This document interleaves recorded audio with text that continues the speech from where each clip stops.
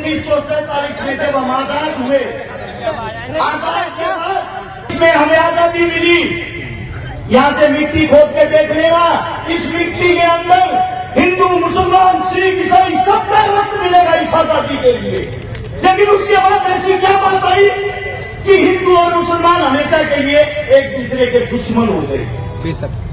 जवाहरलाल नेहरू और मोहम्मद अली जिन्ना दोनों को राजनीति का कीड़ा था, दोनों को प्रधानमंत्री बनना था।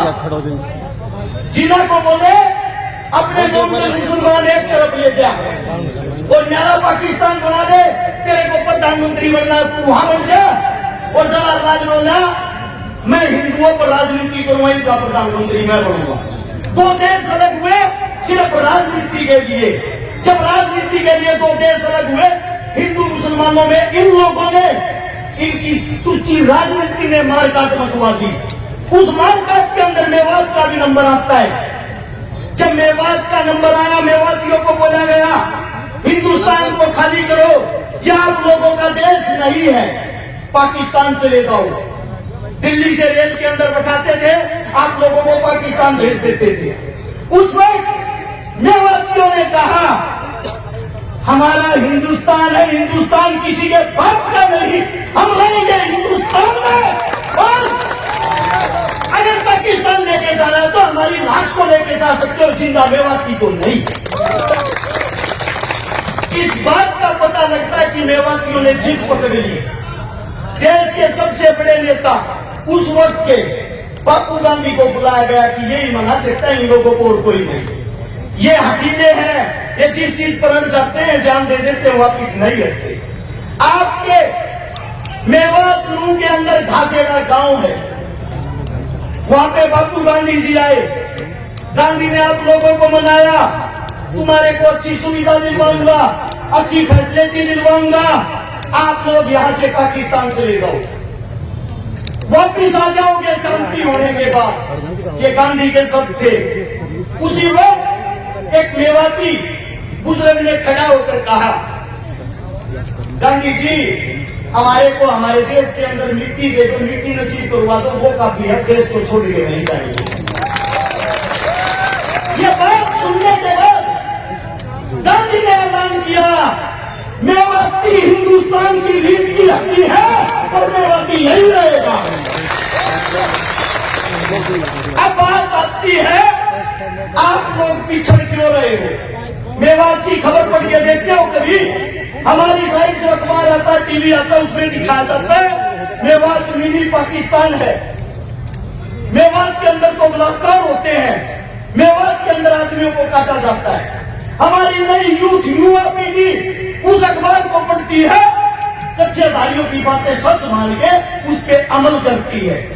उनको यह दिखाई नहीं देता कि इस देश को जो हाल में चला रहा है, सरकार चलाने वाला जिसका नाम है नरेंद्र मोदी, भारत देश का प्रधानमंत्री, जिसकी जो जाति की अगर बात आती है, जिस जाति में उसने जन्म लिया, मैं मोदी साहब से पूछना चाहता हूं, मोदी साहब आप खुल के सबके सामने क्यों नहीं बताते आपकी जाति क्या है?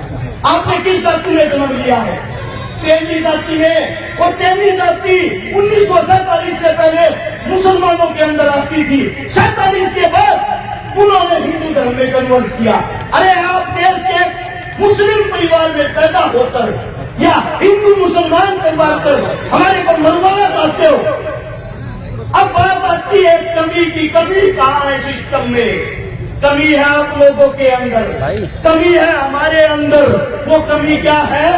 भगत सिंह, राजगुरु, सुखदेव लाहौर जेल के अंदर जब फांसी तोड़े जा रहे थे, उसके बाहर, जेल के बाहर लाखों आदमियों की भीड़ थी। सब उनको क्रांतिकारी मानते थे, सब उनको देशभक्त मानते थे। वे लाखों आदमी बाहर चिल्ला रहे थे इंकलाब जिंदाबाद, भगत सिंह जिंदाबाद। लेकिन एक भी आदमी के अंदर इंसानियत नहीं थी। वहां जितने बाहर खड़े थे, हिंदू, मुस्लिम, सिख, ईसाई खड़े थे, हिंदुस्तानी कोई नहीं खड़ा था। अगर वहां हिंदुस्तानी खड़ा होता, उन सब की ताकत एक होती, वे लाखों आदमी उस जेल की एक ईंट उखाड़ते, जेल का नामो निशान नहीं मिलता, और आज भगत सिंह, राजगुरु, सुखदेव तुम्हारे बीच जिंदा होते। वही हालात आज है आप लोगों के लिए। जब हम बोलते हैं सारा सबका बोलने के बाद बात आती है तो जात जाति से है, और जात हिंदू थे ही नहीं। कमाल है भाई, हमने हिंदुस्तान के लिए जन्म लिया, हिंदुस्तान के अंदर जन्म लिया है।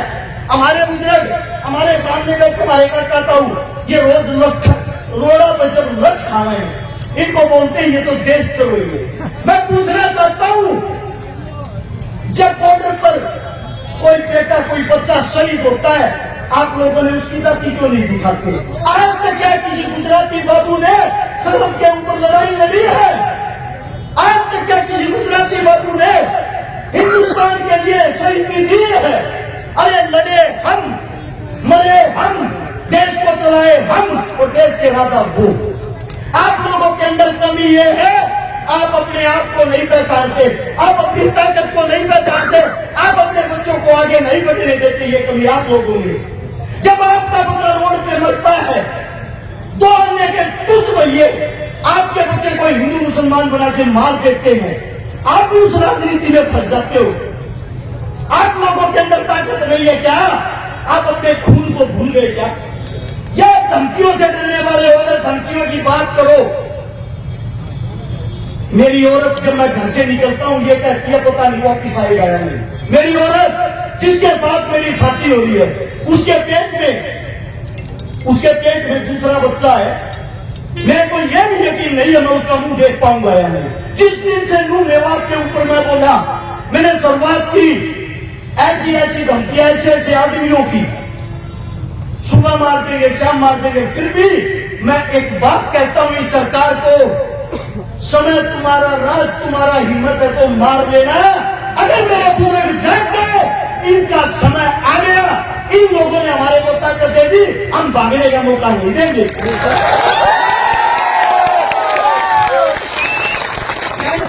आप लोगों ने करना है। अरे इस देश का राजा किसान होता है, किसान। इस देश को संभालने वाला किसान का बेटा जवान होता है। और आप लोग अपनी ताकत भूलकर हिंदू मुस्लिम जाट ब्राह्मण में फंसकर उन लोगों के बहकावे में आए हुए हो। चारों तरफ से धरती माप लेना, हर 7 किलोमीटर पर एक मंदिर मिलेगा, हर 12 किलोमीटर पर एक मस्जिद मिलेगी, हर 5 किलोमीटर पर पीर बाबा मिलेगा। मैं आप सभी साथियों से एक बात पूछना चाहता हूं, सच बताना, दिल से बताना, क्या एक भी हिंदुस्तान का राजा शिक्षा, स्वास्थ्य, रोजगार, पढ़ाई लिखाई की बातें करता है? जरूरत ही नहीं, क्योंकि उनको मजा आ गया है। हिंदू मुस्लिम उनकी खुराक हो गई है। आप लोगों को लगाओ, कुर्सी पाओ, और फिर आप लोग भाड़ में जाओ। अरे आप लोग कब जागोगे? मैं आप लोगों से सिर्फ एक बात कहना चाहता हूं, अगर आप लोग इस मेवात की पंचायत को बिना किसी निरीक्षण के वापिस अपने घर चले जाते हो, आपके बेटे, आपके उन बच्चों की उम्मीदें टूट जाएंगी जो आज हमको धमकियां देते हैं। उनकी धमकियां सच हो जाएंगी।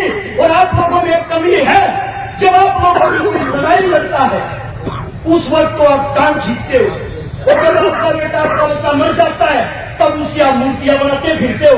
अरे जितने जी अपने का हाथ पकड़ के क्यों नहीं खींचते, टांग पकड़ना छोड़ के? मैं सभी साथियों से यह कहता हूं, जो भी मुद्दे जी बोले वो बातें मुद्दे की करे, हिंदू मुसलमान की करे, नूह मेवात की करे, ताकि सरकार को पता लग जाए जो आप भगाने वाली कला सीख रहे हो वो अब नहीं चलेगी आप लोगों की। एक नारा जोरदार, हम सब एक हैं। मैं बोलूंगा हम सब, आप लोग बोलोगे एक हैं। पता लगना चाहिए कुर्सी के ठेकेदारों को। चलो आप कुर्सी पे बैठ नहीं सकते, उस कुर्सी को हिलाने की हिम्मत तो रखो। हम सब एक हैं, हम सब एक हैं। इंकलाब जिंदाबाद, इंकलाब जिंदाबाद। कोई मेरे मुख से गलत शब्द, गलत बात निकली, आपका बच्चा, आपका बेटा, माधोर के आपके चरणों में माफी चाहता हूँ। राम राम, नमस्कार, जय हिंद।